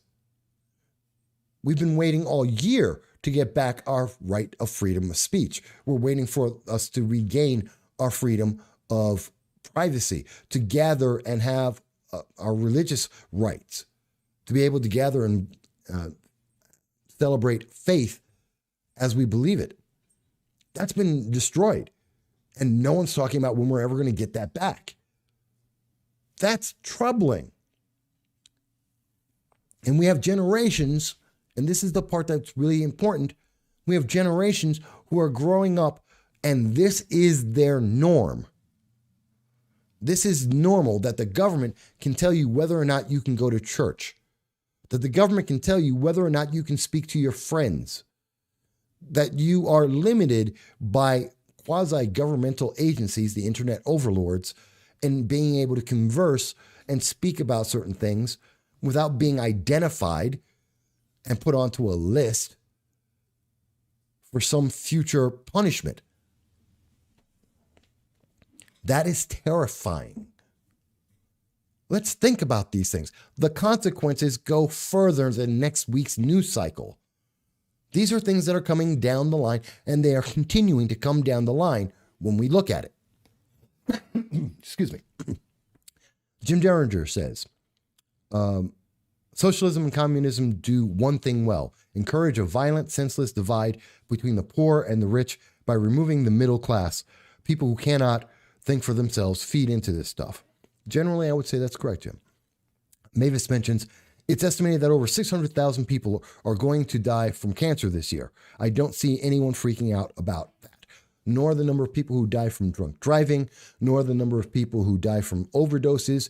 We have seen a complete suppression of the number of domestic abuse cases that have happened, and many of those are leading to death. The number of violent shootings and crimes that we are seeing, people trying to defund the police, including Kamala Harris and BLM. Yeah, there's a lot of stuff that's not being talked about because COVID is the most deadly thing that will not kill you. It's not an opinion. These are facts. Look at the numbers. It's just a fact. Agent Black is mentioning that his last 4 messages were censored. Didn't come from me. Unless there was cursing in it, it's not coming from me. But I'm not surprised that it's being censored, as this program has been several times now, as we're speaking about these issues on Facebook, on Twitter, because they don't want people to have a conversation. And again, I'm not asking anyone to agree with me. I'm not telling you that I am the only voice or that I am right. I've never said that. The phone line, 607-242-1582, is open to everyone. If you notice, no one has stopped anyone from typing anything they want, including the troll Lawrence, who was allowed to say anything he wants. That is not. I don't believe in suppressing people's voices, because the only way we get a better answer is by having a conversation. And God forbid, that means we disagree sometimes, maybe even passionately disagree, because that's how we gain thought. I think it was Jordan Peterson who says, if we're going to have any kind of advancement, and I'm paraphrasing him here, then we have to be willing to offend, because that takes thought. And sometimes we will disagree. And if you don't do that, you're not thinking, and you're not improving, and you're not moving forward. And Jordan Peterson, and I know I butchered his quote, is incredibly smarter than I am. A brilliant man who I love listening to, very passionate, very sympathetic, and empathetic. I think he's a great person. You should listen to him. He's gotten better. He is going back out and speaking again. So that's a good thing. Muhatin from Bulgaria mentions, do you think Biden will make America better? No, absolutely not. And let me be very clear why. It's not because I'm a Republican. It's not because I'm a conservative. I have issues with his policies. Let's start with the Second Amendment. Joe Biden and Kamala Harris have both said that they wish to restrict the Second Amendment, to strip away my ability to defend myself from others and the government. I have a major problem with that. They are looking to destroy my ability to move about freely across the nation.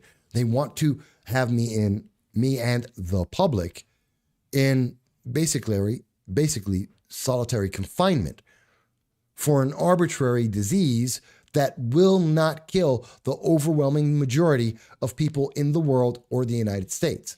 I have a problem with that. He has an idea for his tax plan. He wants to, and he has stated he will, increase taxes. This is incredibly dumb, not only because for the last 20 years before President Trump, we heard nothing but from the Democrats and the Republicans that the American corporate tax rate was too high and we were not competitive enough with the rest of the world. And we were at 39%, the highest in the world. And that was a problem. And for 2 decades, we listened to every politician say that they're going to lower it. President Trump got in. We did, in fact, lower the corporate tax rate. It increased the number of jobs, increased the number of businesses, increased the amount of competitiveness of the United States with the rest of the world. Joe Biden has now decided that he is going to reverse that process to something that he and the rest of the Democratic Party and the Republican Party said for 2 decades was the worst thing that they could do, and they needed to change it. It makes no sense. I have very clear, easily defined problems with Joe Biden. I do not agree with his support of Iran funding global terrorism through John Kerry, and funding them with $400 billion in funding that went to global terrorism. I do not agree with that. That's not good international policy. That does not make the world more peaceful. So I have very explicit reasons that are very detailed that have nothing to do with the R or a D behind my name. They have to do with policy that has been told to us that is an example of failed policy. That's why I don't like Biden. That's why I don't trust Kamala Harris. That's why I think they're going to be horrible for America. So anyone wants to say, well, it's just because you're a Republican, that is a oversimplification, and it is dumb because it isn't accurate, because it doesn't address the nonpartisan issues that I have. And anyone saying that, well, it's just because you're a Republican, you are deflecting and finding the weakest part of the entire argument so you have something to stand behind, because the strongest parts of my argument you cannot defeat because they are correct. They are based in fact, has nothing about emotion in there. It doesn't matter how I feel. These are facts. These are the effects that he has said he wants to create. And this is the domino system that happens afterwards. It is very clear. And obviously, Facebook hates me saying that because they just dropped it out again. I love it. All right, going back. An Asian black? Tell me, in Europe, do you agree with that? And let me ask you, Muhatin, do you think that makes sense? Does that make sense why I would be against Biden on those principles, including Kamala Harris, on those principles? Doesn't it make sense that I wouldn't want to go backwards and make us a less stronger, less effective nation? Doesn't that make sense? Jim Derringer says BLM should start wearing brown shirts. The historical similarity is striking. They're copycatting it. It was one of the most effective movements in the 20th century, and they are following it lock and step. And sadly, it's still effective. That's the reason why they do it, Jim. Jim goes on to say, I'd like to see the paper trails this organization keeps hiding. Well, because they are a decentralized organization, they don't have to show anything. That's why all of their members are secret. Same thing for Antifa. All of their members are secret. The far left are secret. so that they don't have to show you anything because there's nothing to show. They can't. And this way, you never know what's going to happen next. It's very disappointing. Martin says, Rockefeller is the eternal president. Well, Rockefeller was pretty good. Well, parts of Rockefeller was pretty good. Agent Black mentions, Antifa has been mapped long ago by law enforcement. Equal justice for all is coming. Not under a Biden-Harris administration. I don't believe that's the correct thing. I think they wish to promote it, just like President Obama promoted BLM and helped it to grow to become the beast that it is right now. I would see a Biden and Harris continue to do that because they largely agree with these organizations and their political goals based on their own statements. Censorship is a load of BS. I'm put in FB prison every other week. Yeah, I get trounced by it constantly. Depending on the subject I mention, they instantly try and block the feed. Jim mentions they want to force dissenters off of social platforms owned by corporate interests and into public gatherings. The end game is always the threat of physical harm by breaking up said gatherings. Again, parallels in history. Oh, and Tina mentioned, someone stole my sign. For those who didn't know, I ran for an elected office this election year. I lost. It happens. I was set upon by Antifa, BLM, mentioning that they think I'm a racist and that anyone should avoid me because I'm not black, according to them. And I have that documented, that they've actually said that, and video of them saying such things. And it seems they went around stealing my signs as well. And because they're terrified. They're terrified of anyone who would actually speak to the public and have an honest voice. Whether or not everyone agrees is an entirely different thing. But they don't want people to have that conversation. Tony Z says they're using Marxist communist playbook. Yes, they are. Well, that's because BLM, the organization, has admitted that they are a communist organization. They seek to create a communist nation. That is their goal. That is what they have been trained for. That is what BLM is about. At the end of the day, that's what it's for. A lot of people think it's about helping black people. No, it's not. Because you haven't heard BLM say anything that's going to help black people. They weren't there trying to help Ice Cube speak with whatever president is in office to improve the lives of black people. No, they attacked Ice Cube for trying to improve the lives of black people without doing it through them, without it being their idea and their issues and their control. They're about power. So no, they're not trying to help anyone. Mermaid mentions, do you consider the color revolution to be similar to what we're seeing in the U.S. today? Please clarify what you mean by the color revolution. I want to make sure I understand how I'm answering that. Tony Z mentions 2A, welcome to New York. SAFE Act, not so safe for law-abiding citizens. Tony, on the SAFE Act, I have documented for years, since 2013, I have documented regularly the SAFE Act has completely failed in making anyone safer. In fact, the number of violent crimes with the use of a firearm have increased, not decreased. The SAFE Act has completely failed.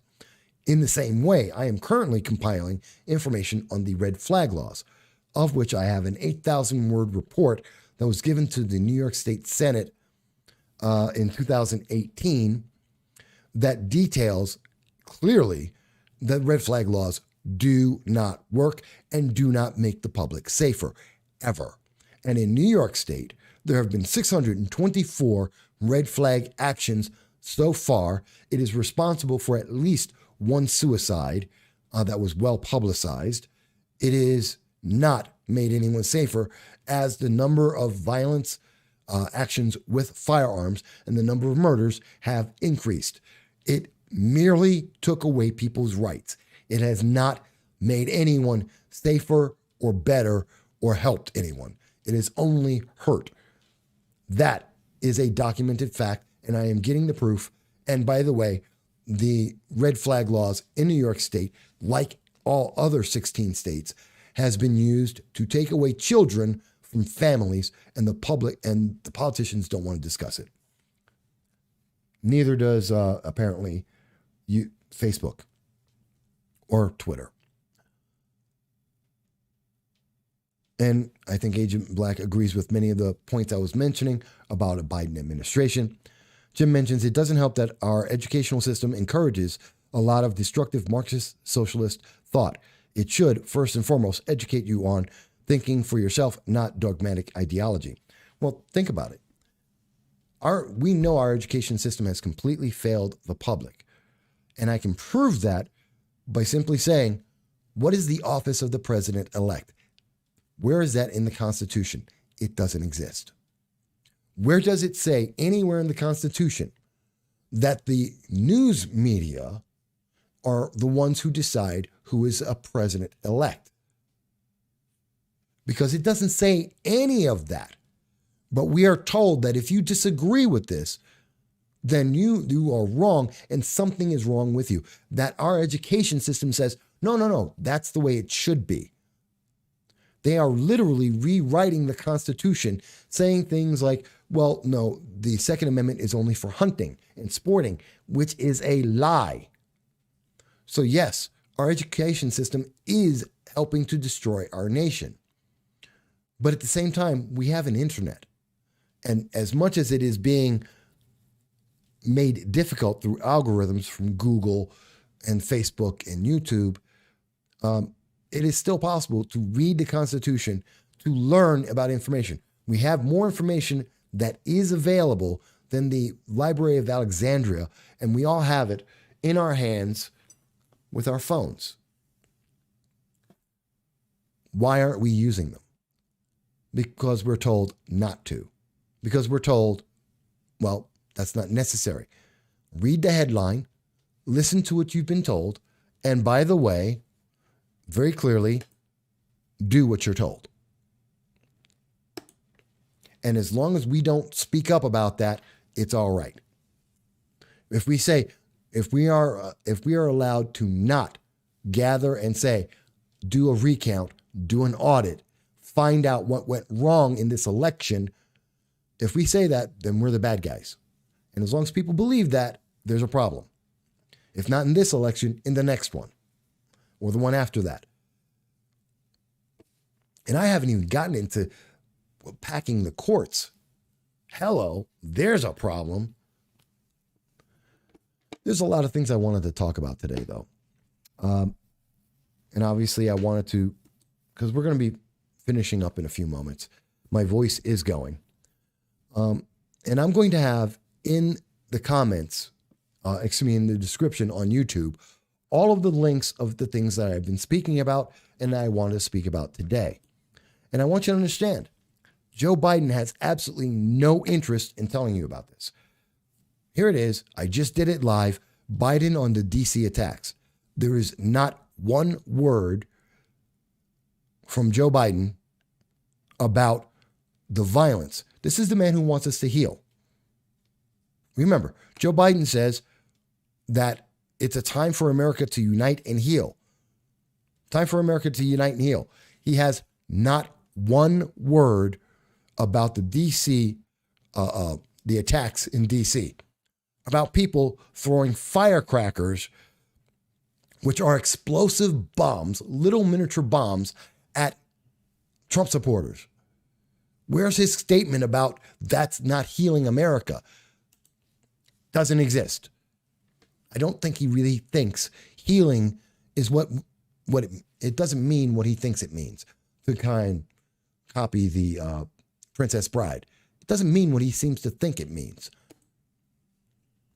And we know that there's problems with the police force. That the Biden-Harris may cripple police. What's Kamala been doing? She's largely out of sight in Washington. That's what Kamala Harris is doing. She's out of sight, out of mind. She's not doing anything. Although she wants young girls to know that, your ambitions and your dreams, there's no limits, except she sold out. She also should be telling those young girls that if you believe someone is a sexual predator, but they can advance your career, go for it. Don't worry about the sexual rapist, which is what she called Joe Biden essentially a rapist and a racist. And she's okay working for that sexist, racist. That's what Kamala Harris did. That's her message to young girls. That should trouble people. We've got the Senate. Right now, it looks like, and this is important, the Senate needs to go Republican. Otherwise, you're going to see a bunch of the things I've been talking about. They're going to happen in the worst way possible. The worst way possible. Pray that Georgia goes for the Republicans. Even though we're not, and we know Democrats are gearing up for that, but by the way, so are Republicans. So that's going to be a very big race. And by the way, we need to make sure that it's going to be an accurate race. Again, this goes to, if this election wasn't done properly, why would we have faith that the January runoff in Georgia is going to be done properly? We need to make sure our elections are running properly to have confidence in what's going to happen in January.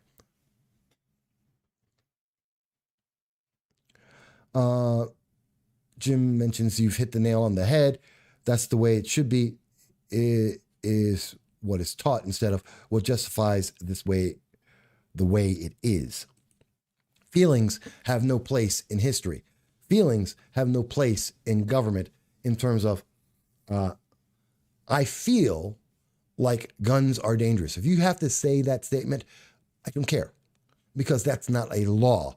But when you say, I feel like AR-15s are dangerous, therefore you don't get to have one, as has been said by Beto O'Rourke, who may or may not become the gun czar under Joe Biden. When you have statements like, I feel like higher taxes will hurt the rich, and therefore we want to do this, as said by people like Elizabeth Warren, a senator, who may or may not become the Treasury, head of the Treasury under a Biden administration. When we have people who want to redistribute the wealth because they think that taking away from white people to give it to black people, as per BLM, as per Bernie Sanders, well, that's because they feel it's right. Doesn't mean it is. These are troubling things.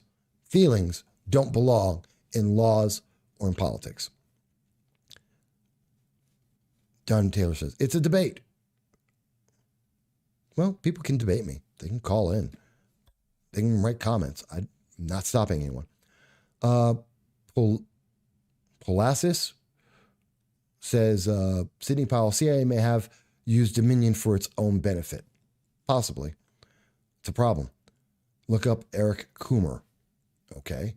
Politicians read from a script. They are provided by private interests. Nothing will change until we see the men behind the curtain and name them.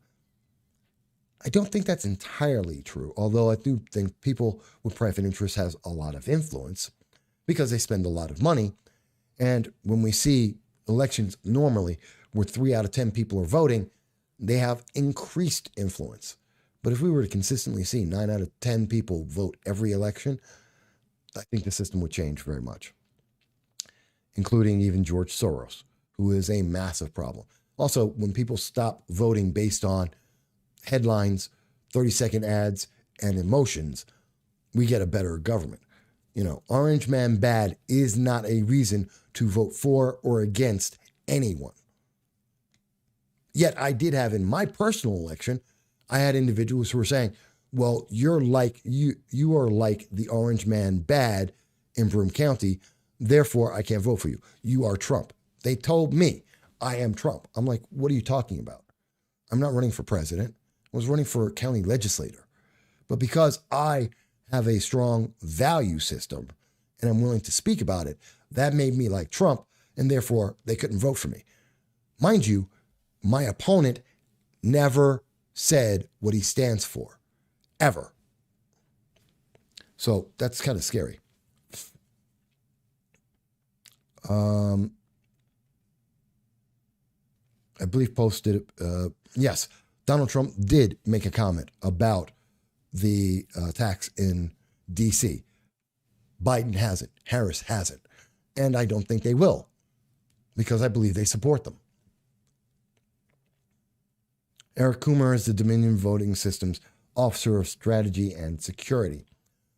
I think we need to check those systems and audit every single vote made by those systems.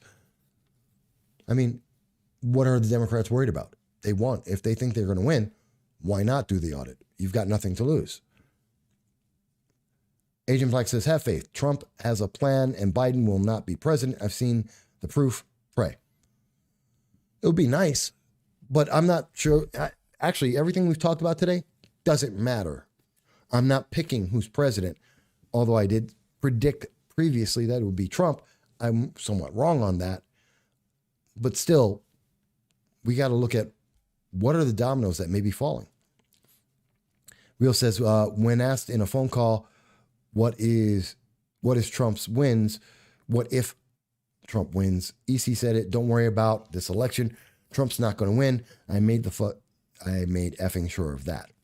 That's a troubling statement. I meant what Kamala's response when she attempted to justify what she said about. Oh, okay. I understand, John. All right, folks. So we have been massively banned by Facebook, massively banned by Twitter, it would appear, even though I'm running at about 3 times the necessary levels to be able to speak with the public. Kind of scary. But what I will say is we've been talking for a little over 2 hours here. A lot of information. I love hearing from every one of you. And I'm going to go back and I'm going to read through every single one of the comments that I wasn't able to speak about right now. Every Sunday at 2:30 Eastern Standard Time, we come out and we speak about this. Oops, wait a minute. I lost my camera. Let me fix that. There we go. Hang on one second.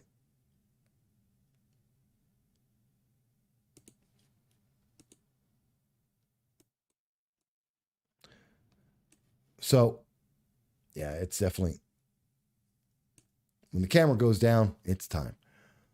So every Sunday at 2:30 p.m. Eastern Standard Time, we always have this program.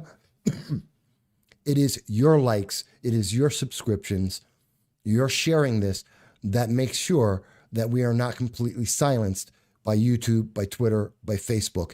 Please, leave your likes, leave your comments.